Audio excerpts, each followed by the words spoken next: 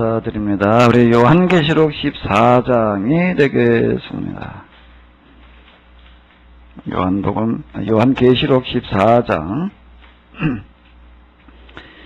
요한계시록 14장 1절로부터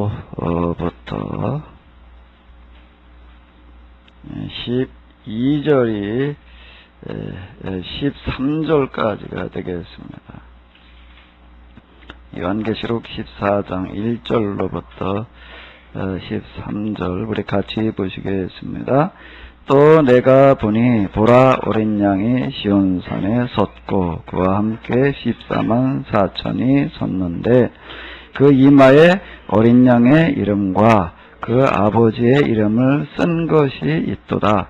내가 하늘에서 소리를 들으니 많은 물소리도 같고 큰 내성도 같은데 내게 들리는 소리는 검은 것 타는 자들의 그 검은 것 타는 것 같더라.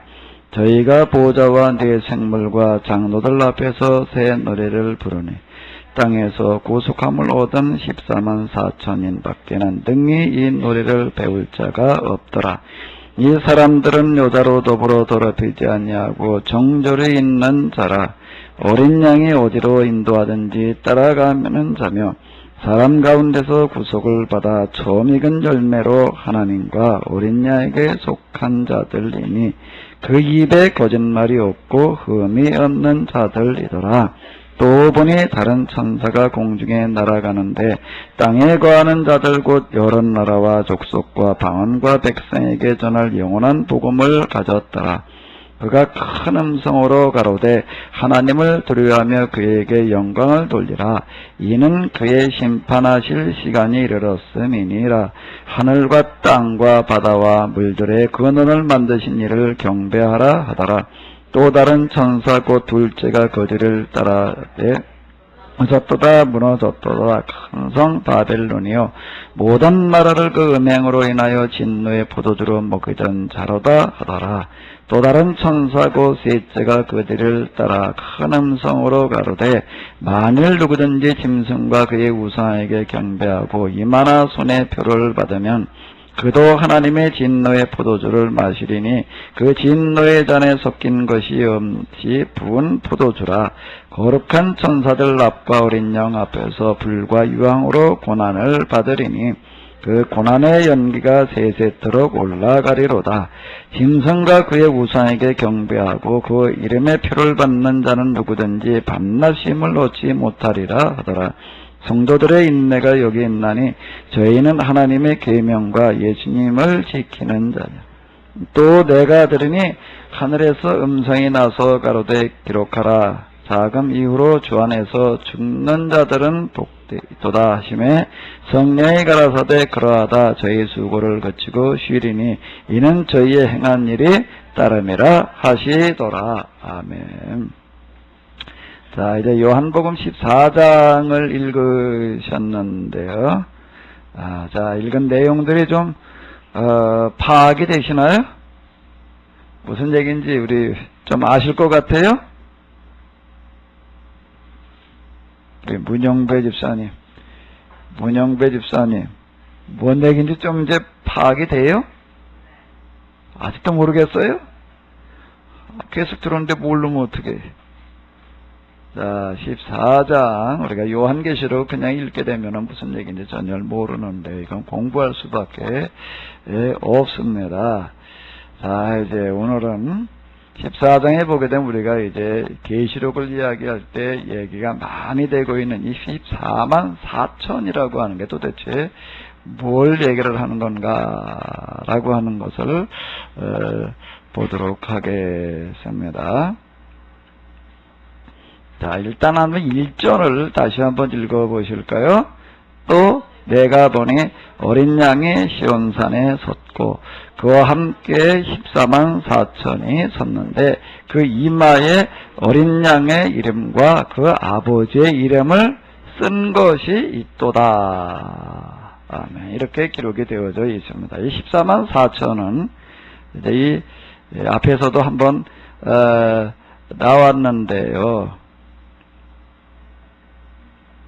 7장 1절을 보게 되면은, 이제, 여기서부터, 여기까지가 되겠는데요. 다시 한번 또 읽으시겠습니다. 또 봄에 다른 천사가 살아계신 하나님의 인을 가지고 해돋는 데로부터 올라와서 하나님과 바다를 새롭게 할 권세를 얻은 네 천사들을 향하여 큰 소리로 외쳐 가로되 우리가 우리 하나님의 종들의 이마에 인치기까지 땅이나 바다나 나무나 해하지 말라 하더라. 내가 인맞은 자의 수를 들으니 이 자손과 각 지파 중에서 인맞은 자들이 얼마라고요? 14만 4천이네. 12지파, 한 지파에 1만 2천 명씩 해서 12개, 14만 4천이라고 이런 숫자가 이제 여기 나오고 이제 있습니다. 14만 4천. 그리고 지금 여기 14장으로 넘어오게 되면은 다시 여기서 또 이제 이 14만 4천의 이야기가 나오고 있는데 이 14만 4천은 우리가 이게 7장에서 보게 되면은 어떤 사람들의 숫자가 14만 4천이었지요? 어떤 사람들의 숫자가 14만 4천이에요? 4절을 다시 한번 읽어보시도록 하겠습니다. 내가 인맞은 자의 수를 들으니 이스라엘 자손과 각 지파 중에서 인맞은 자들이 14만. 뭐 한 사람들이요? 인맞은 자. 인맞았다라고 하는 것은 뭘 이야기를 하는가 하게 되면 하나님께서 이제 표시를 해놓은 사람들, 이제 여기에 표현 그대로로 얘기를 한다라고 하게 되면은 이 세상에 이제 재앙이 임할 때 그 재앙에서 이제 비껴갈 사람들, 지켜질 사람들, 그 사람들 이제 하나님께서 인을 친다라고 하는 거, 표시를 한다라고 하는 거, 이건 이제 에스겔서에도 나와 있는데요. 이제 이 천사를 보내가지고 우리 하나님의 종들의 이마에 인을 쳐라. 그러고 나서 땅이나 바다나 나무나 해하라. 이제 이렇게 얘기를 하고 있습니다. 그 인맞은 자가 있습니다. 그 인맞은 사람들의 숫자가 얼마인가 하게 되면은 14만 4천이다라고 이렇게 얘기를 하고 있습니다. 이제 여기 보니까 14장에 이제 보니까 또 여기 14만 4천이 나오고 있습니다. 그럼 여기 14만 4천은 뭐 한 사람이 14만 4천이라고요? 인맞았다는 거는 뭐라는 걸까요? 여기 인맞았다는 거, 이게 우리가 좀 어렵게 느껴지지만 우리가 지난 시간에 들으신 거를 염두에 두시게 되면은 전혀 어렵지 않습니다. 자, 여기 보게 되면 이제 이 표를 받는 거, 인 맞는 게 이제 두 부류가 나오고 있습니다. 한쪽에는 금방 우리가 본 것처럼 요한계시록 7장 그리고 14장에 나오는 것처럼 하나님으로부터 인 맞는 그와 같은 이야기가 나오고 있고요. 또 뭐가 있지요? 어떤 인을 맞는 사람들이 있을까요? 자, 여기 이렇게 보게 되면은 여기 이제 예전 13장에는 이제 짐승의 이야기를 우리가 이제 지난 13장에서 이렇게 봤는데요. 자, 17절, 18절을 한번 읽어보시도록 하겠습니다. 누구든지 이 표를 가진 자 외에는 매매를 못하게 하니 이 표는 곧 짐승의 이름이 그 이름의 수라. 지혜가 여기 있으니 총명 있는 자는 그 짐승의 수를 세어보라. 그 수는 사람의 수니 666이라 라고 이렇게 나오고 있습니다. 자, 여기 이제 표 받는 거, 도장 받는 이야기, 그리고 이제 숫자가 이제 대비되어져서 이제 우리가 생각해 볼 수가 있는데, 여기 보게 되면은 자, 666, 우리가 그냥 666 이렇게 얘기를 해서 이건 마귀의 숫자를 얘기를 한다라고 이제 우리가 이렇게 생각을 하게 됩니다. 그래서 666이라고 하는 게 나오고 14장으로 나오게 되면 또 얼마가 나오고요? 14만 4천. 자, 이제 이렇게 이제 비교가 돼가지고 나오고 있는데요. 자, 요걸 이제 염두에 두면서 생각을 하시게 되면 14만 4천이 무엇을 이야기하는지를 이제 어렵지 않게 생각을 할 수가 있습니다. 자, 일단 그 666이라고 하는 것은 뭐를 상징하는가 하게 되면은 여기 그 짐승의 수다. 짐승을 상징하는 수다라고 해서 그 당시 이제 고대 라틴 사람들은 그 알파벳에다가 뭐를 부여를 했는가 하면 수를 같이 부여를 했습니다. 지난 시간에 이렇게 생각을 했던 것처럼 이제 라틴어에서 보게 되면 1 그러게 되면은 어떻게 써요? 하나. 2는요 2개, 또 3은요 3개, 4는 4개, 그런가요? 5는 5개? 그럼 10 그러면 몇 개를 구해야 돼? 너무 복잡한 거예요, 이게. 너무 복잡해가지고서 이제 5을 상징하는 건 이제 V자를 갖다 이렇게 했습니다. 그럼 V에는 무슨 숫자가 들어있어요? 5라는 숫자가 들어있습니다. 그래서 이제, 좀, 다시 또 좀 생각을 해볼까요? 하도 666, 14만 4천 이런 거에 대해서들 많이 이제 혼동이 되고 있으니까 좀 이렇게 한번 생각을 해보도록 하겠습니다.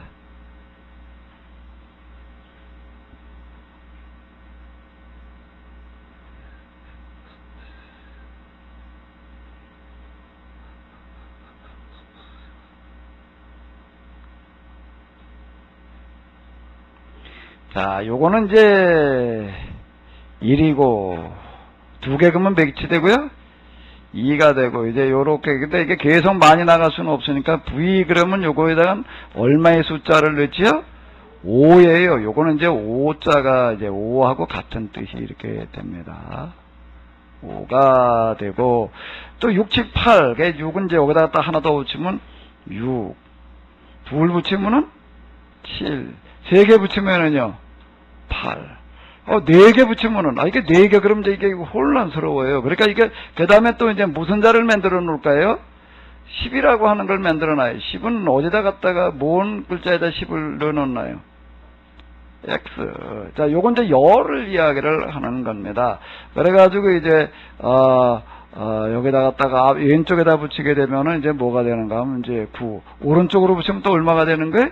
11. 그럼 X는 뭐가 되는 거예요? 10이 되는 겁니다.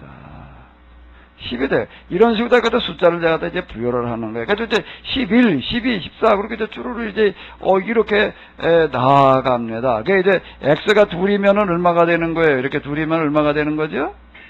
20이 되는 거고, 셋이면은요, 또 넷을 쓰려면 어떻게 해야 되나? 50을 쓰려면 5개 계속 나가야 되는 거예요. 그래서 그 다음에 50은 또 이제 뭘 갖다가 50이라는 숫자를 부여를 해놨는가 하면 이제 L. 그러면 이제 요거는 얼마가 되는 거예요? 요거는요? 50이 되는 겁니다. 이제 요거는 50. 자, 이래가지고 이제 이걸 가지고서 이제 여기다가 갖다 이렇게 왼쪽에다가 X자를 하나 이렇게 되면 40이 되는 거고, 오른쪽에다가 X자를 하나 이렇게 60이 되는 거고, 이제 라틴어에는 이렇게 이제 숫자가 같이 겸해져 들어가 있었어요. 그래서 요 수를 한번 계산을 해봐라. 그럼 얼마가 나온다고요? 666이 나온다. 그 666은 누구의 숫자였다고요? 짐승인데 구체적으로 누구예요? 네로라고 하는 황제. 여기 짐승은 뭘 매개라면 로마 제국의 황제들. 그 황제들이 이제 그 당시 이제 교회에 박해를 해서 수많은 사람 죽이고 그렇기 때문에 그거를 이제 여기서는 그냥 로마 제국의 황제, 이들이 악마의 화신이다 이렇게 얘기할 수가 없는 거예요. 이북에서 김일성이 보고서 뭐라고 말할 수 없는 거고 똑같은 얘기가 이렇게 되는 거예요. 절대 권력 시대인데요. 그래서 그렇게 얘기할 수가 없어서 이제 비껴서 이야기를 하는 게 이제 짐승의 수다. 이제 짐승의 수를 세봐라. 그러면 얼마가 나온다? 666. 그 로마 황제 가운데도 네로만 있었나요? 아니에요. 다른 황제도 이제 열불, 열벌이 무슨 열불, 이제, 이런 이야기들 나오는 것들은 뭘 말하냐면 로마 제국에도 그 당시에 이제 박해를 아주 집중적으로 하던 악마적인 그런 역할을 했던 사람들의 이제 그 황제들의 숫자를 이야기를 하는데, 그 네로라는 사람은 그 다음 60년대에 살았다는 거고, 요한계시록은 90년대에 쓰여졌습니다. 그 요한계시록에 쓰여질 게 훨씬 이전 황제. 그런데 왜 네로를 로마 제국의 황제들 가운데에서 가장 대표적인 그런 짐승과 같은 황제라고 얘기를 하는가 하면 그 중에서 제일 포악했던 사람. 그래서 왜 네로는 개인 노마도 되지만은 로마 제국의 황제 전체를 상징하는 그런 사람이었다라고 하는 겁니다. 그러니까 네로라는 사람의 이름을 갖다가 라틴어로 써놓고 그걸 갖다가 이렇게, 그 라틴어에는 이렇게 다 뭐가 들어있는가 하면 V에는 5, X에는 10, L에는 50, 이런 것들이 다 이렇게 들어있거든요. 그 숫자를 갖다가 다 더해보니까 얼마가 나온다는 거예요? 666이 나온다. 그 이야기가 되는 겁니다. 그러니까 666은 뭐의 상징인 거예요? 666이라고 하는 숫자는 뭐의 상징인 거죠? 네로의 이름을 가지고도 이제 계산을 한 숫자가 666이 이제 나오는 건데, 그러니까 이 666 다른 이름들을 갖다 이렇게 또 666이 나올 수 있는 사람들도 많아요. 그래서 대표적인 사람이 누군가 하기는 마르틴 루터라는 사람이 이름을 갖다 하니까 또 얼마가 나온다고요? 그러니까 그 내 이름을 갖다 더해보고 여러분 이름도 갖다가 쭉 써놓고 라틴어도 한번 계산해봐요. 그것도 666 나올지도 몰라요. 그럼 나 이름 잘못 줬다 그렇게 생각해야 되나? 그 얘기가 아니에요. 그때는 단지 누구를 얘기를 하는 거예요? 네로는 뭐의 상징이라고요? 박해하던 로마 황제의 대표적인 상징적인 그와 같은 사람이다라고 하는 게, 666이라고 하는 것 자체가 무슨 의미가 있는 게 아니에요. 근데 로마 황제 가운데 네로라는 사람의 이름을 갖다 더해봤더니 얼마가 나왔다? 666이 나왔다라고 하는 거죠. 바코드에 갖다 뭘 숫자를 갖다 또 계산해보니까 666이 나온다. 그러니까 이건 악마의 것이다. 이건 쓰면 안 된다. 이렇게 하게 되면은 이제 이게 뭐가 안 맞는 그런 이야기가 이제 이렇게 되는 겁니다. 그러니까 이게 666이라고 하는 것은 요거를 상징하는 거다라고 하는 거고요.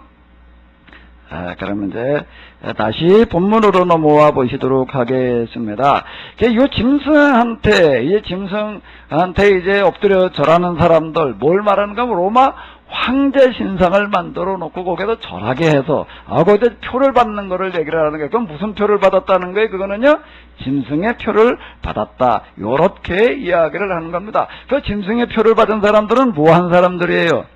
짐승의 표를 받은 사람들은 뭐 한 사람들이에요? 로마 황제 신상에서 절하고 통행증을 받은 거예요. 물건을 사고 팔 수 있는 그런 매매증을 받은 거예요. 그럼 그 표를 받았다는 거는 뭘 말하는 거예요?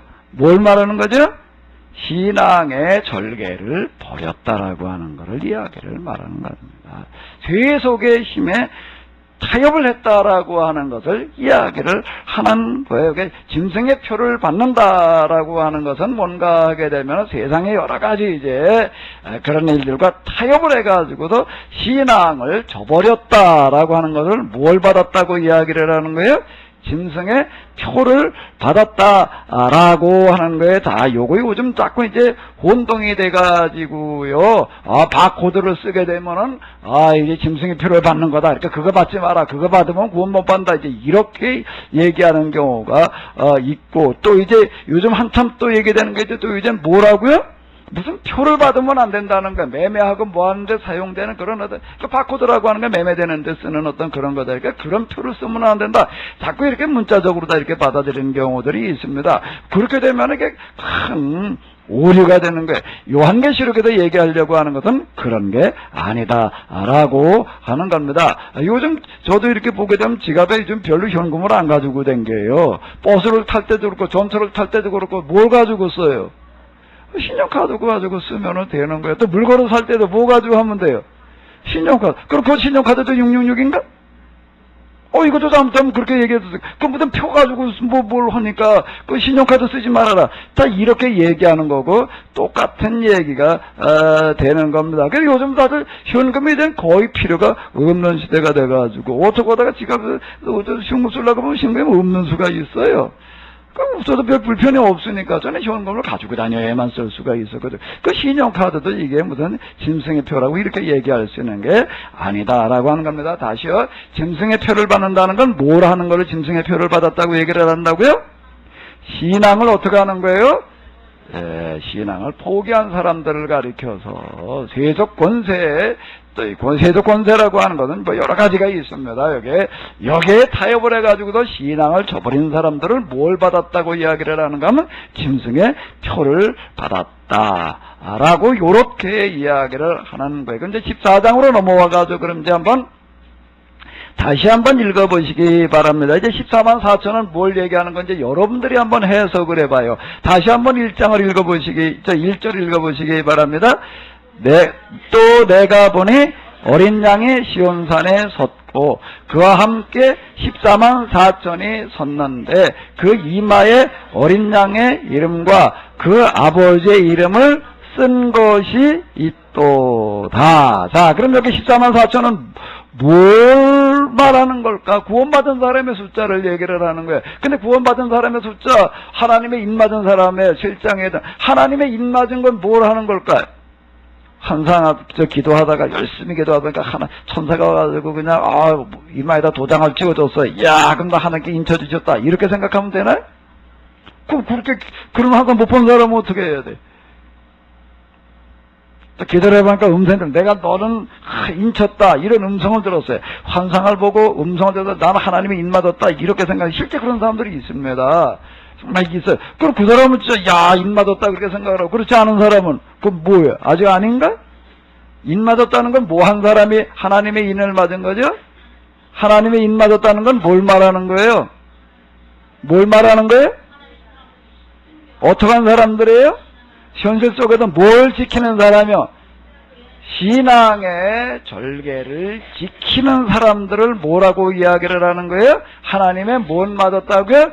인을 맞았다라고 이렇게 이야기를 하는 겁니다. 근데 이 세대 사람들은 딴 사람 읽어도 이게 무슨 얘기인지를 못 알아듣기 때문에 이렇게 써놓은 거예요. 그거를 이제 인 맞았다, 짐승의 표를 받는다, 자 요런 방식으로다가 이야기를 한 거예요. 근데 오늘 우리들 주변에서 이렇게 보게 되면 요한계시록을 이제 어떤 영감을 가지고 계시를 받아서 이렇게 해석을 한다라고 할 때는 거의 대부분 어떻게 끌고 들어가는가 하게 되면은 666은 짐승의 표다. 그러니까 이런 어떤 것들을 유통하기 위해서 쓰는 바코드라든지 신용카드라든지 신용카드를 가지고 다니면서 이렇게 쓰려고 그러다 보니까는 어떨 때는 안 가지고 나올 때가 있고 또 잊어버릴 수가 있고 딴 사람이 갖다가 도용할 수도 있고 이러다 보니까 이제 기술이 점점 발전을 해가지고 옛날에 신용카드라는 게 어디 있었어요. 근데 요즘은 이제 신용카드라는 게 있어가지고 다 가지고 다니면서 이게 쓴다고요. 기름 넣을 때도 주유소에도 신용카드 뭐든지 다 그러고 있었어요. 근데 이걸 맨날 휴대를 해야 되고 잊어버릴 수도 있고 딴 사람이 갖다 또 써먹을 수도 있고 그러니까 그걸 막기 위해서 이제 또 무슨 기술이 나오나요 이제는? 칩을 갖다가 어떻게 해요? 몸에다가 어떻게 하나요? 심어 놓는 거예요. 몸에다 심어 놔도 이제 그 다음에 가면 그냥 그냥 자동으로 다 이렇게 딱 감지가 돼가지고서 이제 그런 단계가 이제 틀림없이 온다고요. 아마, 여러분들, 지금 나이 드신 분들도 돌아가시기 전에 이제 아마 다 가서 이제 뭐 심어야 되나 하면 이제 침을 심어야 될 거예요, 이제. 그거 안 심어 놓으면 이제 이제 전철도 못하고 버스도 못하고 이제 신용카드 이제 곧 없어진다고요, 이제. 곧 이제 그런 시대가 올 텐데. 그러면, 그것도 또 뭐 받는 거다? 악마에 뭐 받는 거다? 표 받는 거다. 또 이렇게 이제 생각하는 사람들이 있습니다. 지금도 또 이제 그렇게 해석하는 사람들 있어요. 그렇게 해석하는 사람들이 있는 게 아니라 요한계시록을 해석하는 사람들은 거의 다 그렇게 지금 해석을 하는 거예요. 이건 뭔가 하면 성경에 대해서 문자적으로 해석을 하는 겁니다. 한번 생각을 해보세요. 하나님께서 정말로 원하시는 거가 신용카드 쓰느냐 안 쓰느냐 문제일까? 신용카드 쓰는 사람은 그건 악마의 표를 받은 거고 신용카드 안 쓰고 현금만 들고 다니는 사람은 하나님 섬기는 사람이고 하나님께서 원하시는 게 그런 걸까요? 아닌 거예요. 그러니까 우리가 그냥 상식으로 생각을 해보면 돼요. 뭘로 생각해보면 된다고요? 상식으로 생각을 해보면 되는 거예요. 그래서 성경을 해석하는 데 있어서 여기에 신학도 필요하고 많은 게 다 필요한 게 여러 가지가 있는데 그 상식이라고 하는 부분이 대단히 중요하다라고 하는 겁니다. 666은 뭐의 상징인가 하면 신앙의 절개를 버리고 타협한 사람들 그 숫자를 상징하는 그런 숫자고요. 14만 4천은 뭐한 사람들의 숫자라고요? 하나님에 대한 신앙을 여러 가지 어려운 문제가 있음에도 불구하고 지켜가는 사람들, 그 사람들의 숫자고, 그 사람들을 가리켜서 뭘 받았다고 얘기를 한다고요? 인맞았다는 얘기가 천사가 와가지고 인쳤다라고 하는 그런 얘기는 뭘 얘기를 하는가 하면은, 이 사람 정말 여러 가지 현실적인 어려움이 있음에도 불구하고 신앙을 지키는 사람이다라고 하는 것을 뜻하는 걸 가리켜서 하나님께서 뭐 채워주셨다고요? 인쳐주셨어요. 지난 한 주일 동안 여러분들의 삶 속에도 하나님의 인을 받았어요? 안 받았어요?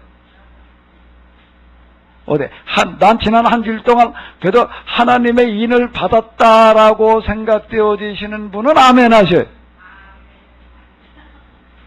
김영애 집사님은 제일 확실한 것 같으네. 근데 난 지난 한 주일 동안 나는 짐승의 표를 받은 거 겉에 하는 사람은 눈을 감아 보셔. 여러분들은 짐승의 표를 받았어요? 하나님의 인을 받았어요? 그럼 짐승의 표를 받아야 되겠어요? 하나님의 인을 받아야 되겠어요? 이번 한 주일 동안 이건 모두 하나님께서 인을 쳐주신다, 짐승의 표를 받았다는 게 그냥 고정적인 게 아니에요. 매일 우리는 어떻게 하는가 하게 되면은 짐승의 표딱지와 하나님의 뭐요? 도장 앞에서 우리는 선택의 갈림길에 서는 겁니다. 오늘 아침에도 우리는 선택의 갈림에 섰어요. 오늘 주일인데 이걸 교회를 가야 될까? 결혼식을 가야 될까? 그런 갈림길에 우리는 서는 거예요. 갈림길에 서는 거예요. 거기다 여러분들은 매 순간 우리는 갈림길에 서는데 이 자리에 오신 분들은 짐승의 표와 그 다음에 뭐요? 하나님의 도장 앞에도 뭘 선택을 하신 분들이에요? 하나님의 도장을 선택하신 분들이에요. 매주일 그렇게 선택하시기 바랍니다. 아멘? 자, 이런 이야기가 되는 겁니다. 짐승의 표를 받았다고, 한 번 받았다고 해도 그냥 넌 영원이지, 넌 지옥 가는 거야. 무슨 꿈에 환상에 기도 가운데 하나님께서 무슨 도장을 찍어줬다고 해가지고 나는 이제 뭐가 어떻게 되더라도 난 상관없이 영원한 구원에 이르렀다라고 해. 이렇게 생각할 수 있는 게 아니에요. 우리가 구원파 이런 사람들 이제 세월호 사건 때문에 이제 문제를 삼는데 그 중에 하나가 이제 뭐가 문제가 되는가 하면 한 번 구원의 확신을 가졌다, 한 번 중생했다 그러면 이제 무슨 죄를 져도 상관없이 구원받는다. 이렇게 얘기를 하게 되면은 이게 똑같은 얘기가 되는 겁니다. 매 순간 우리는 선택의 갈림길에 있는 거예요. 여기에서 우리 모두는 뭘 선택해야 되겠어요? 하나님의 인을 받는 그 일을 선택해야 될 줄로 믿습니다. 또 한 주일 동안 세상으로 이제 나가야 될 텐데 여러분들 앞에 틀림없이 또 선택의 문제가 이제 있을 거예요. 그 중에서 뭐를 선택을 하셔야 될까요? 하나님을 선택하시기 바랍니다. 요런 얘기가 이제 어디 나오는가 하면 요한계시록 당시에 이렇게 보게 되면은요. 요한계시록 당시에 보게 되면 이제 이런 얘기가 나오고 있어요. 여기 한번 하나 잘 읽어 내려가면서 보세요. 또 내가 보니 뭐가 서 있고요? 어린 양이 어디에 서 있고요? 시온산이라고 하는 것은 뭘 말하는가 하면 하나님의 산을 말하는 겁니다. 시온은 예루살렘, 이스라엘의 예루살렘을 이야기를 하는 건데요. 그 시온산은 어디에 있어요? 이스라엘. 어디에 있어요? 이스라엘 중에서 예루살렘에 있는 그 산이 시온산이다. 그 세계에서 시온산은 어디에만 있어요? 이스라엘에만. 그리고 세계에서 시온산은 몇 개예요? 한 개. 이렇게 생각을 하게 되면 이게 또 이제 문제가 되는 겁니다. 하나님은 시온산에만 계시나? 이제 시온산은 금방 이야기한 대로 어디를 시온산이라고 그러는 거예요? 하나님께서 계시는 곳을 뭐라고 부르는 거예요? 시온산이라고 부르는 거예요. 지금 여러분들이 와 계시는 이 자리가 시온산에 오신 줄로 믿습니다. 아멘. 시온에 이제 복음이 이른다 이제 시온에 모여든다라고 하는 거. 이게 예루살렘, 이스라엘 예루살렘 거기에 이제 성전이 다시 지어지고 이제 요한계시로 읽어 내려가다 보고 이제 예루살렘과 시온에 거기 성전이 다시 지어진다는 그런 이야기가 이제 이렇게 나오고 있습니다. 그래서 이제 어떻게 또 그걸 해석을 하는가 하면, 지금 저 이스라엘, 예루살렘, 거기 이제 성전터에 뭐가 세워졌나 하면 지금 회교 사원이 세워져 있는데, 어떻게 해가지고 이제 그 회교 사원을 헐어버리고, 거기다 갖다가 이제 성전을 세워놓는 날이 무슨 날인가 하면 세계의 종말이 오는 날이다. 이렇게 해석들을 해 나갑니다. 요한계시록 해석하는 사람들은 거의 다 그렇게 해석을 해요. 그런데 지금, 이제 이스라엘 사람들이 어떻게 했는가 하게 되면은, 거기다가 성전 지으려고 성전 지을 건축원금들을 어마어마하게 모아놨습니다. 그 액수 얘기하는 거 이렇게 보게 되면 어마어마하게 모아놨어요. 그래서 돈은 다 준비가 됐어요. 근데 뭐 때문에 못 짓나면은 회계사원이 거긴데 그걸 헐어야 되거든요. 그걸 헐면 그 사람들하고 전쟁이 나게 생겼으니까 그러니까 못 짓고 있어요. 근데 이제 이게 어떻게 돼가지고도 해결되기만 하면 이제 이 질서는 준비는 다 되는 거예요. 그러면 종말입니다. 종말이 임박했다. 이렇게 이제 해석을 해 나가요. 그래. 그건 뭔가 하면은 요한계시록에 얘기하려고 하는 거예요. 기본적인 상식에 맞지를 않는 이야기가 되는 겁니다. 그런 식으로다가 해석을 해 나가려고 하게 되면 그럼 맨날 뭐가 되는 거예요? 맨날 뭐예요? 맨날 허탕해. 맨날 뭐라고요? 맨날 허탕해. 요한계시록 해석하면 늘 그런 식이 되고 있는데, 자, 절대 여러분들 가운데에도 이제 요한계시록을 누가 그렇게 해석을 해 나간다라고 하더라도 어떻게 해야 될까요? 요한계시록을 여러분들 주변에 그렇게 해석하는 사람이 있으면 여러분들이 어떻게 해야 되겠어요? 그런 말을 들으면서 거기에 넘어가야 되겠어요? 말아야 되겠어요? 넘어가지 말아요? 넘어가지 말아요? 어떻게 넘어가지 말라고요? 어떻게 넘어가지 말라고요? 속아 넘어가지 말아요. 아멘? 넘어가지 말 뿐만 아니라 어떻게 해야 될까? 자, 일로 와. 내가 다시 얘기해 줄게. 요한계시록 들고 와. 그래, 1장부터 이제 이 올 말까지 이걸 할 건데, 올 말까지 여러분들이 이제 꾸준하게 들으시면은, 여러분들 주변에도 요한계시록을 가지고 어떻게 해석하는 사람들이 아주 세상에 널려 있는가 하게 되면, 저 이단에 다니는 사람들은 말할 것도 없고, 교회당에 다니는 사람들도 요한계시록을 어떻게 해석을 해요? 어떻게 해석을 해요? 요상하게. 어떻게 해석을 한다고요? 요상하게 해석하는 사람들이 많이 있습니다. 그러면 이제 여러분들이 들으시는 건 이제 큰 책임이에요. 뭐라고요? 큰 책임이에요. 여러분들 주변에 요한계시록을 어떻게 해석하는 사람이 있걸라? 어떻게 해석하는 사람이 있걸라? 요상하게 해석하는 사람이 있걸랑 여러분들이 데려다가 가르쳐주는 그런 사람 다 되시기 바랍니다. 아멘. 그래서 사도행전에 보게 되면 뭐가 있냐면 브리스길라와 아굴라라고 하는 사람이 있었는데 이 사람도 부부입니다. 이 사람도 이제 뭘 한다라는 게 천막을 치는 그런 이제 직업을 가진 사람들이었는데 로마에 살다가 거기서 이제 추방령에서 이제 이게 쫓겨났어요. 이제 쫓겨나가지고서 이제 고린도를 거쳐가지고 이제 이렇게 에베소에 왔는데 에베소 가서 이렇게 쭉 다 보니까 거기 아주 그냥 성경을 잘 가르치는 분이 있었어요. 성경을 아주 잘 가르치는 분이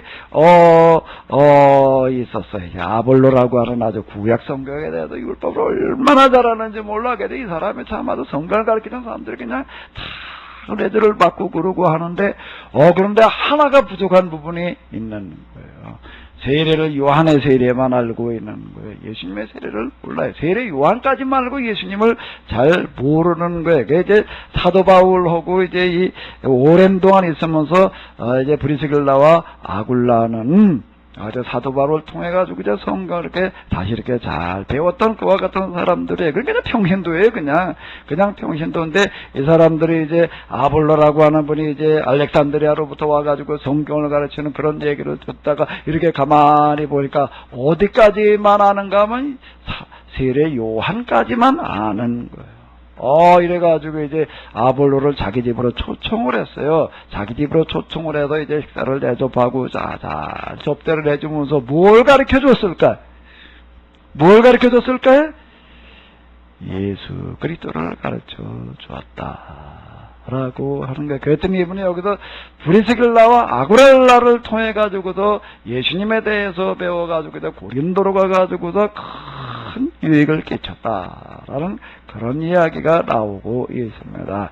이제 오늘 이 자리에 앉아 계시는 여러분들, 우리 교회 다니시는 여러분들은 이제 이거 한계시록을 이제 이렇게 듣고 계시는데 좀 잘 들으세요. 가서 좀 또 미리 읽어보기도 하고 듣고 가서 또 정리를 하고 이렇게 해가지고 잘 들어놓으셨다가 잘 정리를 해놓으셨다가 우리들 주변에 요한계시록을 어떻게 해석하는 사람이 많다고요? 요상하게 해석하는 사람들이 많아요. 들어보려면 어떡하라고요? 식사 자리에 초청을 해서 자 식사 대접을 해주고 아멘? 아멘? 그리고 그 다음에 뭘 하라고요? 요한계시록을 좀 잘 알려줘요. 그래가지고 이 땅에 요한계시록을 자꾸 요상하게 해석하는 그런 일들이 사라져야 될 줄로 믿습니다. 그러니까 요한계시록만 그러는 게 아니에요. 우리가 성경이라도 이런 데가 지금 너무 많은데, 자 여기 보게 되면 또 뭐라고 나와 있는가 하게 되면 요 단어도 한번 읽어보십시오. 뭐예요? 어린 양은 누구를 얘기를 하는 거라고요? 예수님을 얘기를 하는 거예요. 누구를 요한계시록을 누구를 어린 양이라고 불러요? 예수님. 자, 여기 보게 되면 이제 어린 양. 이제 이렇게 얘기를 하는데 여기서 그냥 어린 양이라고 이렇게 나와 있지만 저 다른 데서는 뭐라고 나오는가 하면 죽임당한 어린 양. 그러니까 여기서 이제 앞에서 계속 이렇게 나왔기 때문에 이제 그걸 빼고 그냥 이제 어린 양이라는데 여기 이 어린 양은 죽임당한 어린 양이라고 하는 거를 얘기를 하는 겁니다. 죽임당한 어린 양이라고 하는 것은 예수님이 누구셨다는 거예요. 이 땅에 오신 구제주셨는데 그분이 어떻게 하신 분이시다는 거예요? 죽임당하신 분이셨다라고 하는 겁니다. 먼저 순교의 길을 가셨던 죽임을 당하셨던 그와 같은 그분이 어디 계시다고요? 시온산에 섰고 그와 함께 14만 4천이 섰는데, 자, 요 단어를 이제 여러분들이 한번 해석을 해봐요. 어떻게 했다고요? 그와 함께 14만 4, 요 그와 함께를 해석을 해봐요. 그와 함께라는 게 무슨 얘기가 될까요? 예수님과 함께, 죽임당한 어린 양이신 예수님과 함께 섰다는 게 뭘 말하는 걸까? 같이 여기 같이 어떻게 하고 있다고요?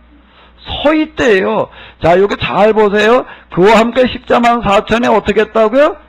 그와 함께 서 있다는 게 무슨 얘기를 말하는 거라고요? 이 14만 4천은 뭐한 사람들이라는 거예요? 예수님처럼 뭐한 사람들이에요? 신앙을 지키다가 죽임당한 사람들. 그러니까 여기서 얘기하는 14만 4천은 어떤 사람들의 숫자를 이야기를 하는가 하게 되면은 요한계시록 당시에 신앙의 절개를 지키다가 뭐한 사람들이요? 어디까지 간 사람들이요? 죽음의 자리까지 간 사람들을 가리켜서 뭐라고 이야기를 하는가 하게 되면 뭐라고 이야기를 하는 거예요? 14만 4천이라고 이렇게 이야기를 하는 겁니다. 어린 양의 시온산에 섰고 그와 함께 14만 4천이 서 있다라고 하는 것은 뭘 얘기를 하는가 하게 되면 예수님처럼 신앙을 지키다가 죽임을 당하는 사람들, 그 이마에 누구의 이름이 쓰여져 있다고요? 어린 양의 이름과 그 아버지의 이름을 쓴 것이 있더라. 즉 그런 도장이 있더라라는 그런 이야기가 이제 되는 겁니다. 자, 이제 요게 이렇게 쭈루루 나가면서 이제 한번 이렇게 보도록 하겠습니다. 내가 하늘에서 나팔 소리를 나는 소리를 들으니 맑은 물소리 같고 큰 내성도 같은데 내게 들리는 소리는 뭐 하는 것 같더라? 검은 것 타는 자들의 그 검은 것 타는 것 같더라 라고 이렇게 얘기를 하고 있고요. 자, 그 다음에 요게 또 한번 보도록 하겠습니다. 여기 한번 읽어보시기 바랍니다. 저희가 보좌와 내 생물과 장로들 앞에서 뭘 불러요? 새 노래를 부르니 땅에서 구속함을 얻은 14만 4천인 밖에는 능히 이 노래를 어떻게 할 사람이 없더라? 배울 자가 없더라. 이 노래는 누구만 부를 수 있냐면 이 사람들만 부를 수 있더라. 이 사람들이 누구라고요? 여기는요. 14만 4천은 여기서 누구를 얘기를 하는 거라고요? 지키다가 뭐 한 사람들? 순교한 사람들을 말하는 거예요. 순교한 사람들, 이 사람들은 정말 이 사람들 이외에는 노래를 부를 자가 없더라라고 어려워서 못 부른다는 얘기가 아니고요. 무슨 얘기인가 하게 되면은 이 사람들은 노래 부르는 그 노래가 이 세상에서 부르는 노래와는 뭐가 다른가 하게 되면은 차원이 다르더라. 질이 다르더라. 이 사람들만 부를 수 있는 노래다라고 하는 이런 얘기는 뭘 얘기를 하는 건가 하면 14만 4천이 순교의 길을 가는 이 사람들은 정말로 하나님께서 특별하게 여기시는 그와 같은 사람들이다. 내가 보니 어린 양의 시온산에 섰고 그와 함께 서 있다. 이 사람들 예수님과 지금 함께 서 있는 그와 같은 사람들이다라고 하는 것을 지금 이렇게 이야기를 하고 있습니다. 또 그 다음에 4절을 한번 읽어보세요. 다시 읽어보세요. 이 사람들은 여자와 더불어 더럽히지 아니하고 정결이 있는 자라. 이 사람들은 뭐와 더불어 더럽히지 아니하고? 여자와 더불어 더럽히지 아니하고를 해석을 해봐요. 이게 무슨 얘기일까요? 결혼하지 않았다는 얘기가 되나? 사창가에 가지 않았다는 얘기가 되나?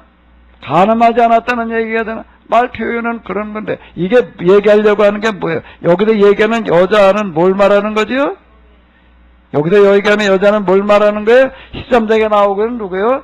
짐승, 용, 자 이제 음녀 요렇게 이야기를 합니다.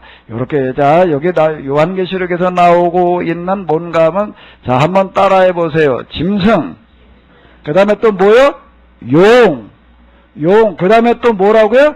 음녀. 이런 것들은 뭔가 하면 당시 로마 제국을 지배하고 있는 그런 황제, 그리고 그런 세력들을 지금 얘기를 하는 그런 단어들이 이렇게 되는 거예요. 음녀와 더불어 더럽히지 아니하고라고 하는 요런 얘기는 뭘 말하는 건가 하게 되면 요런 얘기들이 뭘 말하는 거라고요? 자, 이 사람들은 다시 한번 여기 읽어보면서 여러분들 스스로가 이제 해석을 해봐요. 그래야지 여러분들 가운데에서 요한계시록을 어떻게 해석하는 사람, 요상하게 해석하는 사람을 데려다가 가르칠 수 있을 거 아니에요. 아멘? 다 그런 사람들 되시기 바랍니다. 자, 그럼 여기도 여자와 더불어 더럽히지 않았다는 얘기가 무슨 얘기라고요? 무슨 얘기? 여기 여자는 뭘 말하는 거라고요? 음녀를 얘기를 하는 게, 음녀와 같은 동격이 뭐라고요? 짐승을 뭘 말하는 거라고요? 당시 황제, 그 세력들을 얘기를 하는 거예요. 그 여자와 더불어 더럽히지 않았다는 건 뭘 말하는 거예요? 황제 신상을 가져다 놨고 여기다 절하에 선결하라고 이렇게 강요하고 있을 때 여기에 어떻게 하지 아니한 사람들이요? 여기에 절하지 아니한 사람들 아니하고, 그래도 요 뒤에 뭐라고 나오고 있는가 하면 이렇게 얘기를 하고 있습니다. 한번 읽어보시기 바랍니다.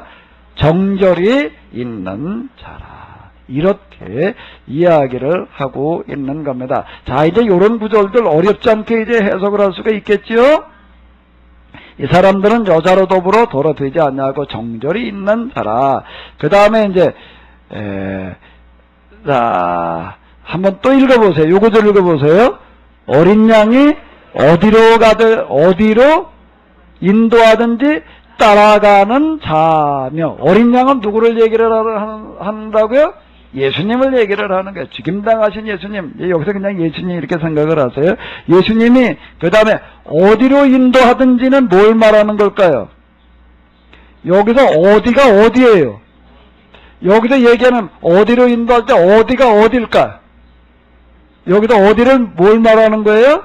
이건 죽음을 얘기를 하는 거예요. 예수님이 가신 순교의 길, 죽음의 길을 얘기를 하는 거예요. 근데 예수님이 어디로 인도해 가신다는 거예요?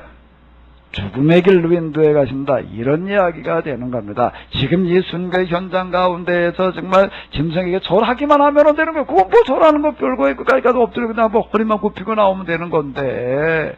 에이, 이렇게 얘기하는 사람들이 있습니다. 앞에도 우리가 이제 쭈루루 봤잖아요. 그 중에 어떤 사람들이 있는가 하게 되면 이렇게 얘기를 하는 거예요. 야, 이건 뭐 우리가 어쩔 수 없지 않냐? 우리가 신앙을 어디로 지키고? 마음으로 지키고, 몸은 가서 어떻게 하자? 그냥 절하고 나오면 되지 않냐? 그럼 뭐 우리가 꼭 그렇게 죽어야 되느냐? 자, 이렇게 얘기하는 사람들이 이제 있는 거예요. 한편 뭐 그럴 것 같기도 해요. 그런데 그걸 뭐라고 여기서 얘기를 하고 있는가 하게 되면, 그렇게 마음 따로 몸 따로는 용납되지가 않는다라고 하는 겁니다. 근데 정절을 지킨다라고 하는 건 뭘 얘기를 하는가 하게 되면 여기에서 비록 가도 우리가 절을 하는 걸로 말미암아도 우리에게 정말 많은 불이익이 오고 죽음이 온다라고 하더라도 난 뭘 감수하겠다? 죽음을 감수하겠다. 그래도 여기 많은 사람들이 죽어가는 거야. 이 죽어가는 이런 것들이 이게 무슨 일이 일어나는가? 하나님이 우리를 버려서 그런 것도 아니고 지켜주시지 않는 것도 아니고 그게 뭔가 하게 되면은 자 한번 읽어보세요. 어린 양이 어디로 가든지 어떻게 한다는 거예요? 따라가고 있는 것일 뿐이다. 여기 어디가 어디라고요? 순교를 얘기를 한 겁니다. 순교에게 주어진다라고 하더라도 이 사람들은 따라가는 자며 자 이렇게 이야기를 하고 있습니다. 이 기독교가 이제 예수님으로 말미암아 시작이 되어져 가지고 오늘 여기까지 오는 데 있어서 만났던 제일 첫 번째 위기가 뭘 얘기를 하는가 하면 이와 같은 순교의 위기를 말하는 겁니다. 이때 수많은 사람들 죽음을 각오하고 죽음의 길로 가지 않았더라면 오늘의 기독교는 존재할 수가 없는 거예요. 다 타협해 가지고도 뭐가 되고 말았나 하게 되면 마음으로 지키고 가지고 몸으로는 그냥 엎드려 절하지 이렇게 되면은 뭐가 돼버리고 하는 게 이상해. 그 교회라는 건 없어지고 다 로마 황제 종교가 돼버리고 마는데 다 없어져 버리고 말았던 거. 그 이후의 기독교 역사에 보게 되면 이런 위기가 수없이 찾아오는데 그때마다 이제 여기에 하나님의 인치시는 일들이 있었다라고 이렇게 얘기를 해요. 인치신다는 얘기는 뭘 말하는 거라고요? 죽음을 이야기를 하는 겁니다. 이걸 얘기를 하는 거예요. 자, 여기 또 그 다음 구절을 한번 읽어보시기 바랍니다. 한번 읽어보세요. 사람 가운데서 뭘 한 사람들이라고요? 구속을 받았다, 구원받았다라고 이렇게 얘기를 하는 거예요. 구속받았다라가 하나님께서 지켜주시는 구원을 받았다라는 이야기가 되는 건데 하나님께서 이거는 뭘 한 건가 하면 이 사람들은 하나님께서 버리셔서 그렇게 비참하게 그렇게 그냥 재산을 다 헬고 쫓고 다니고 그러다가 뚫려 죽어가는 사람들이 아니라 하나님께서 어떻게 하셨다는 거예요? 사람들 가운데서 어떻게 하신 사람들이다? 구속받은 사람들이다. 구속받았다라고 하는 건 뭔가 하게 되면 하나님께서 그냥 꽉 움켜주셨다. 꽉 붙들어주셨다라고 하는 하나님께서 그냥 적당히 붙들어주신 사람들이 아니에요. 어떻게 붙들어주신 사람들이에요? 아주 꽉 붙들어주셔서 그래서 어디까지 간 사람들이에요? 죽음의 길까지 간 사람들이에요. 다 이런 구속을 받으시기 바랍니다. 아멘? 칠소까지만 받지 말고요. 얼마까지 받으라고요? 다 구속을 받아서 매 순간 한 주일 동안 또 나가시면 여러분들이 또 선택의 문턱에 설 거예요. 666을 받을 거냐 14만 4천을 받을 거냐라는 그런 문턱에 서는데 갈등이 생겨요. 그죠? 갈등이 생겨. 이렇게 해야 되나 그런 순간은 우리에게 많습니다.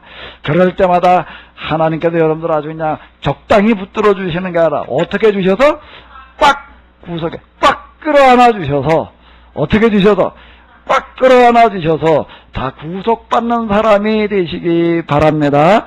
다 구속받는 사람들이 되시기 바랍니다.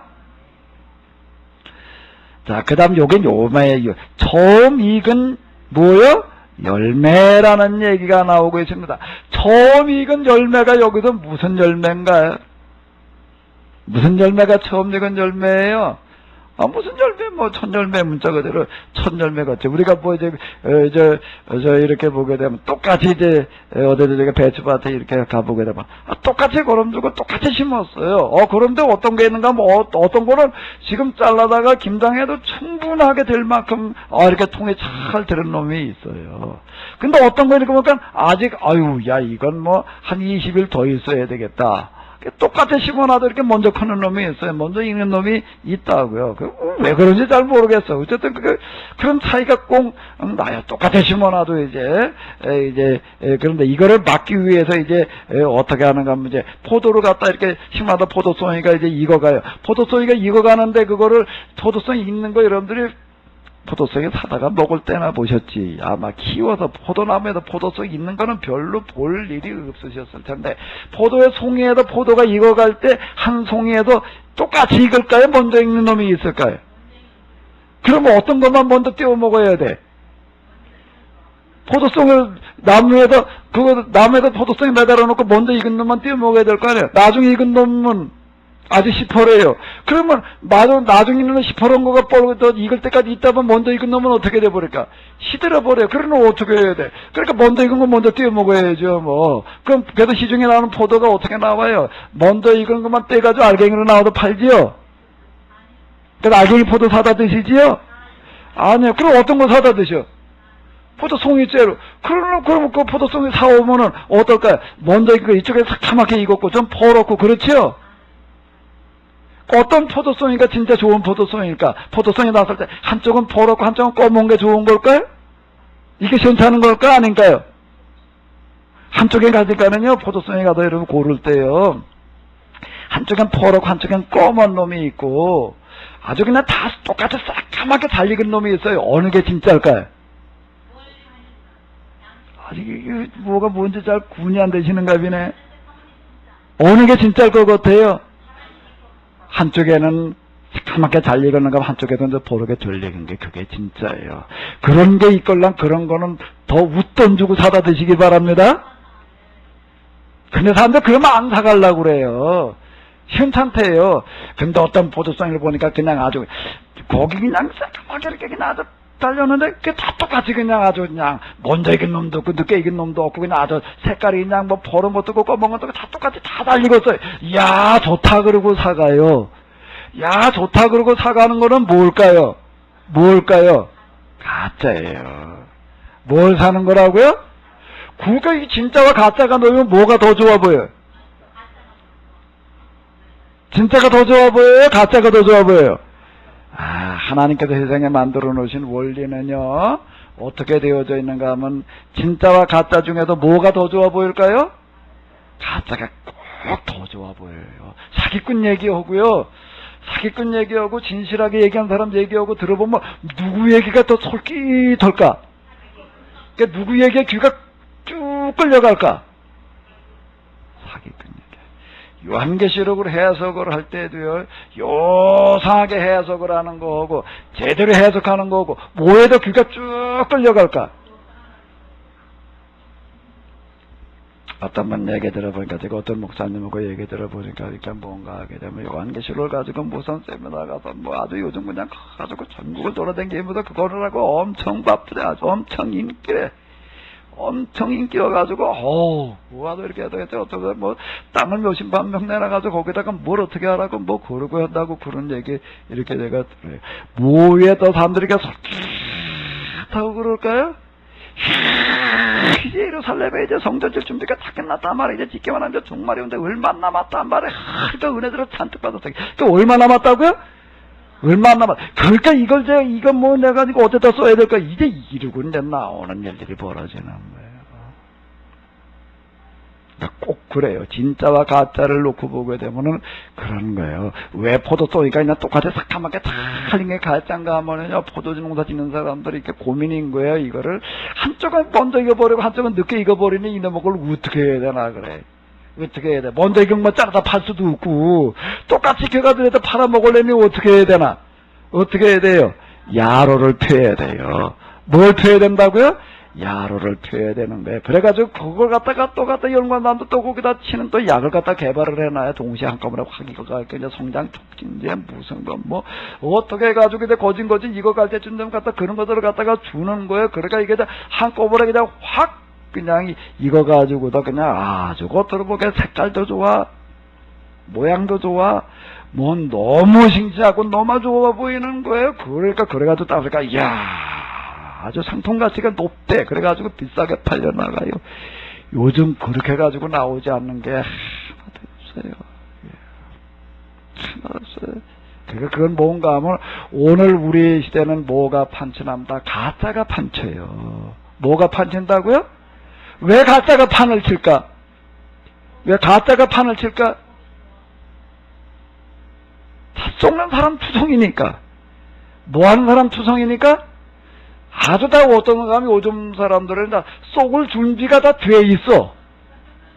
무슨 준비가 아주 확실하게 돼 있다고요?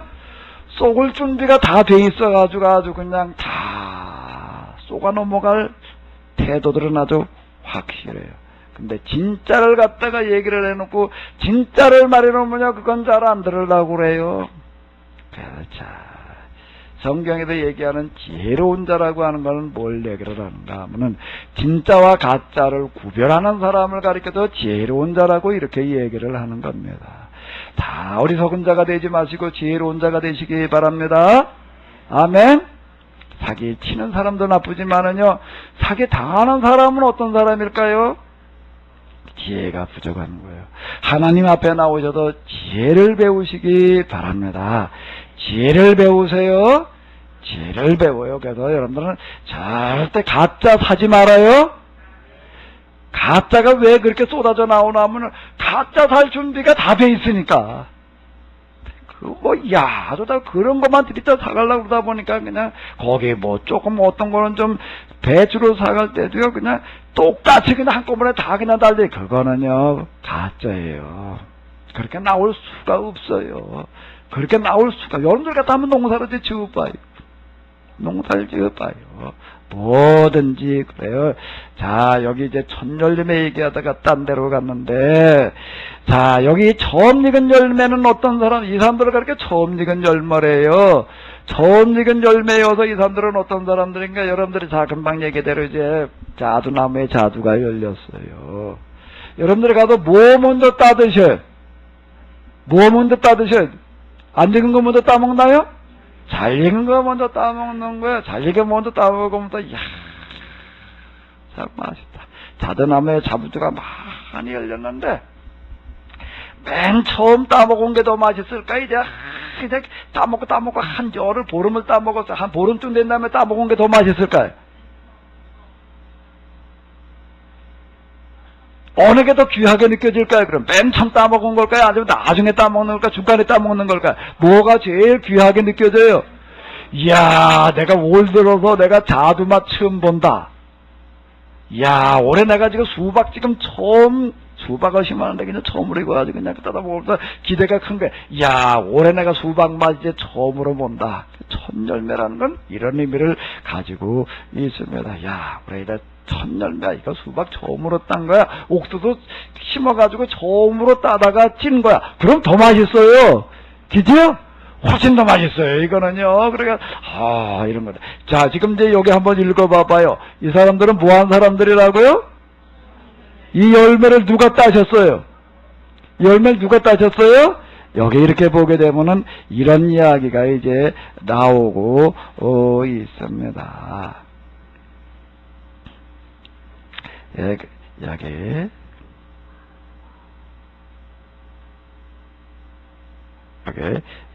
저희가 보호자와 내 생물 이런 표현들 나오고 그러는데, 요런 표현들에게 뭘 얘기를 하는 거예요? 예수님과 함께 섰다라고 이렇게 돼. 요 처음 익은 열매는 이건 누가 처음 익은 열매를 따시는 거예요? 하나님께서. 예수님께서 이 사람들은 골라서 딴 사람들이다. 골라서 딴 첫 열매가 된 거예요. 그래서 첫 열매 딸 땐 너무 기분이 좋은 게, 야, 1년 동안 그냥 그렇게 고생을 했는데 이제 진짜 첫 열매를 수확을 하는구나. 그래서 구약에서 이렇게 보게 되면 그 열매는 누구에게 갖다 드려라? 하나님께 갖다 드려라. 이렇게 정해놨습니다. 그래가지고 이제 지금 이런 데서는 없지만 저 시골 가서 이렇게 목회하시는 분들 얘기 들어보게 되면은요, 교인들 가운데 진짜 믿음 있는 사람들은요, 농사를 져가지고 고추를 따도 처음 딴 거는 가지고 와요. 또 호박을 따가지고도 또 못 딴 거, 처음 딴 거는 가져오고, 그러니까 처음 이 농사진 것들을 다 가지고 이렇게 온다는 그런 얘기하는 분들 많이 있습니다. 닭을 키워가지고도 또 거기다 결혼을 처음 났어요. 그 처음 났을 때 살 쬐끔해요. 그것도 야, 처음 난 거다. 하나님께 갖다 드리자. 그래도 교회를 가지고 오는 어떤 그런 얘기를 이렇게 많이 이제 듣고 그러는데, 또 이제 나가서 월급을 타가지고 첫 월급 그러면 야, 이걸 하나님께 드리자. 이런 어떤 게 있습니다. 이게 무엇을 얘기하는가 하면 여기에 좀 같은 이야기가 되는 거예요.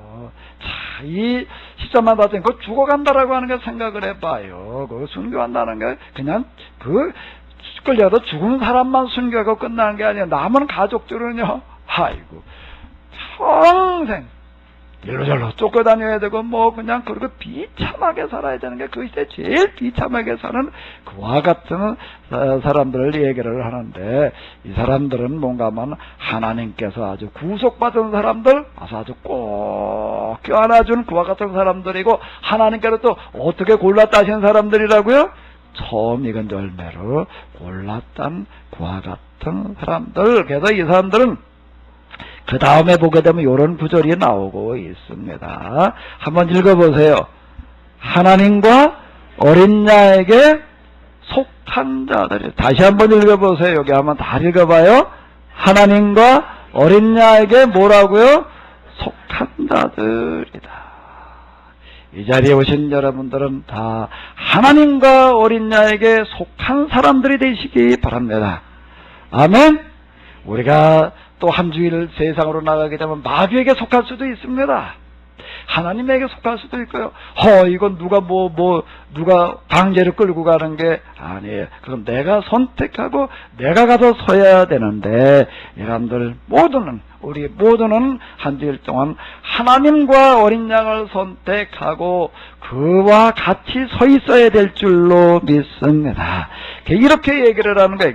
하나님과 어린 양에 속한 자들이라고 하는 게 구속을 받는다라고 성경에도 얘기하는, 또 구약 성경에도 이런 표현들 많이 나오는데요. 이건 뭘 얘기를 하는가 하면, 세상에서 이 하나님을 선택을 하고 하나님 편에 서기 위해서 많은 시련과 많은 고난을 겪고 많은 손해를 보는 사람들을 말하는 거예요.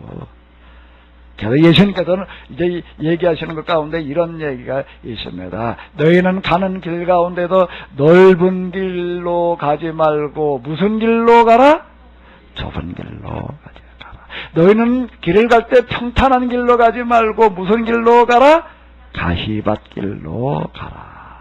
이렇게 설교를 했더니 어떤 애가 시골에서 듣고서 교회당을 가는데 어딜로만 가는가 하면 밭두랑 논두랑으로만 가더래. 빙빙 돌아가지고 발을 다 빠지고 그냥 그러면 넌 내 그 길 가지고 해 그런 데로 가냐 그랬더니 목사님이 뭐라고 그래가지고 넓은 길로 가지 말고 어디로 가라고 그랬다고? 그 애는 다 틀림없이 나중에 순교의 길로 갈 수 있는 애예요. 웃을 때 웃을 수 있는 얘기 아니에요. 그걸 지키는 애가 100명이 되면 몇 명이나 지키겠어요. 여러분들이 세상으로 나가가지고도 다시 여러분들이 길을 갈 때 넓은 길로 가지 말고 어디로 가라고요?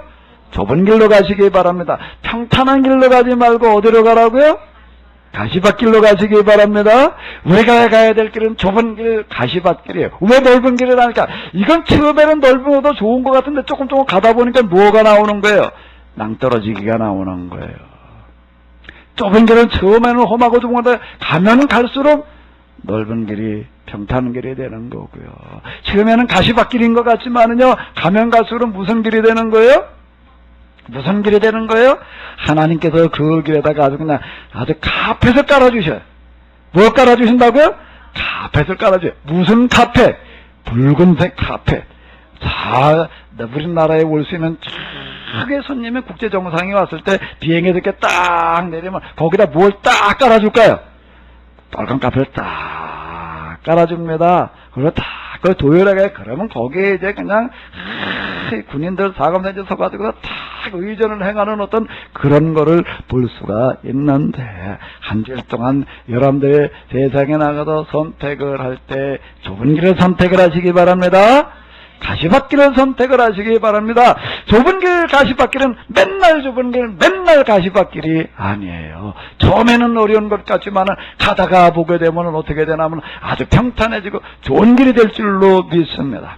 제가 그 자연 치유 프로그램 하는데 제일 힘들었던 게 그 내원욕인데 15도에 들어가가지고 한겨울에 앉아있다 아주 죽는 줄 알았어요. 이게 아주 도대체가 그냥 그 다음에 이제 한 1년 지나고 나서도, 그래도 무담대요. 무담대. 몇 년 지나고 나니까 이제는 아무렇지도 않아.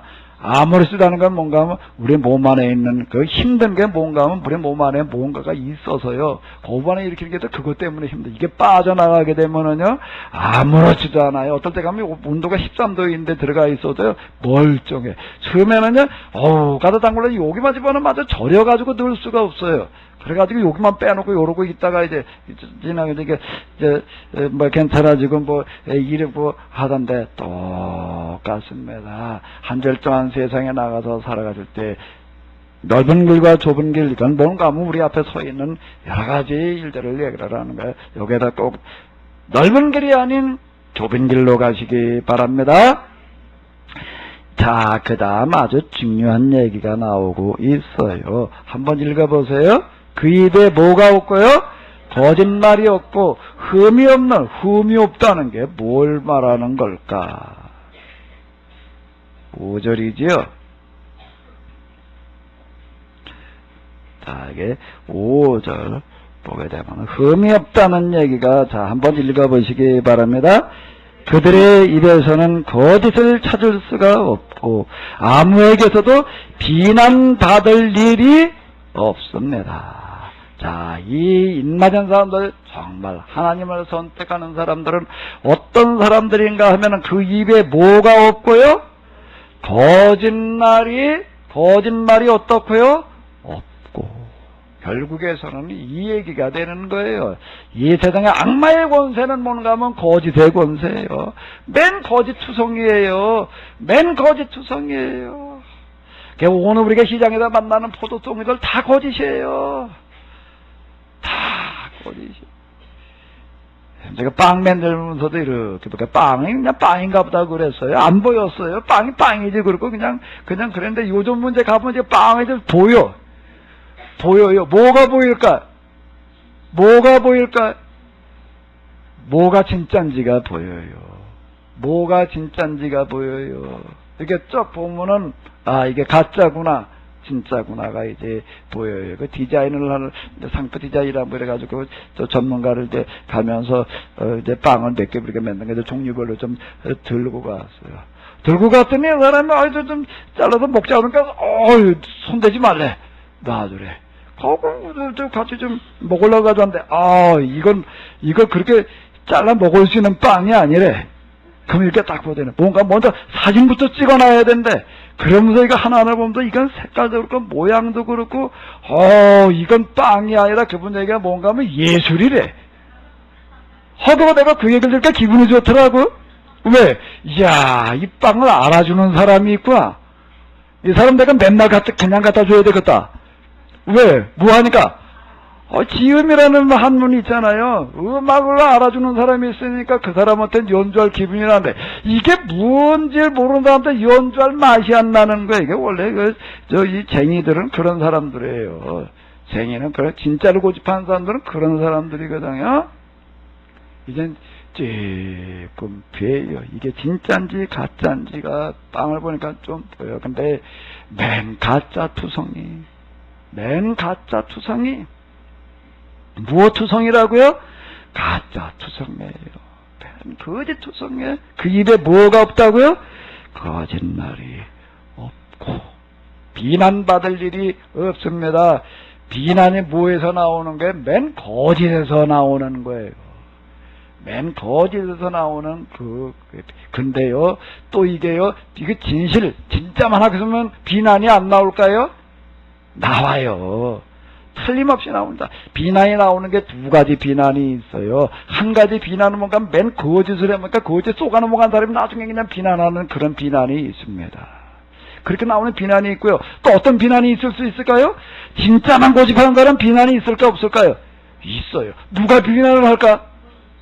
거짓을 하는 사람들, 거짓을 팔아먹는 사람들을 그냥 죽이려고 난리예요. 왜? 이것 때문에 뭐 어떻게 되니까? 자기 게 못 팔리고 자기가 망하게 생겼으니까 난리가 나는 겁니다. 여기에는 비난에도 두 가지가 있는 겁니다. 무슨 비난이 있는가 하면 진짜 비난. 무슨 비난이요? 진짜 비난은 뭐가 진짜 비난이에요? 쏘은 사람이 비난하는 거 진짜 비난이에요. 비난할 만한 걸 비난하는 거는 진짜 비난이에요. 진짜 비난이에요. 그건 이런 비난은 해야 되는 게, 그래야지 세상에 고집이 사라지지. 그래서 무슨 비난이 있다고요? 가짜 비난. 가짜 비난은 무슨 비난일까? 진짜 때문에 손해보는 사람들이 하는 비난이에요.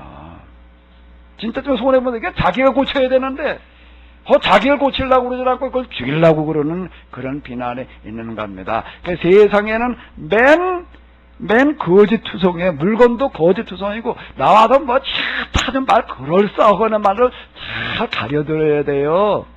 잘 가려들어야 돼요. 이게 진짜 평가인지 가짜 평가인지. 그런데 어느 평가가 더 진짜 같을까요? 가짜 비난이 가짜 평가가 꼭 진짜 같아요. 그러니까 그거 잘 들어야 돼요. 그거 잘 가려들어야 돼요. 그래서 절대 거짓에 쏘가 넘어가지 말아야 돼요. 그러니까 우리가 이렇게 나와가지고 정말 하나님을 믿고 정말 성령의 인도하심, 하나님의 도우심이 있게 되면은, 자, 요게 14장 몇 절이요? 5절. 다시 한번 읽어보시기 바랍니다. 그 입에 뭐가 없고 거짓말이 없고 뭐가 없다, 흠이 없다는 게 뭐가 없다는 거예요? 비난받을 일이 없다. 비난받을 일이 없다는데 무슨 비난받을 일이 없는 거라고요?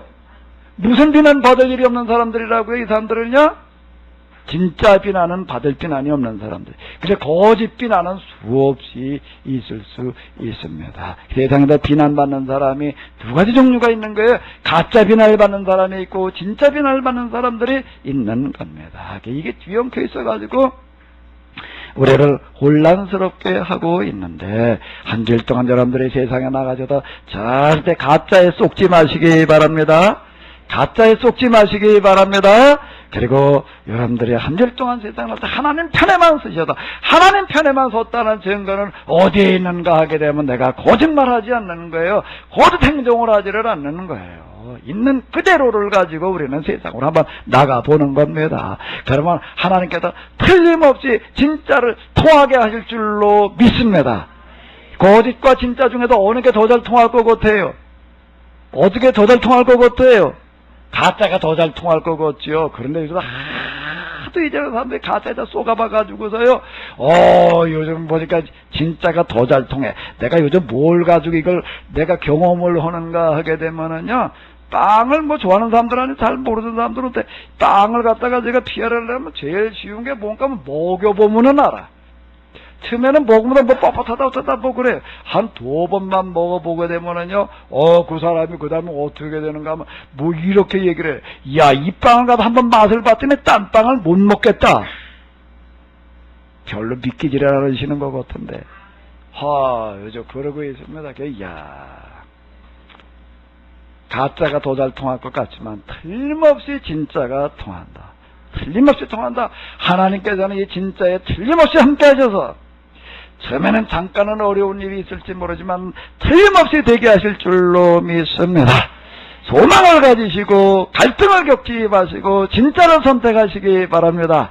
그리고 기도할 때도 지혜를 받아서 절대로 쏘가 넘어가지 마시기 바랍니다. 그러나 주에 꼭 계시기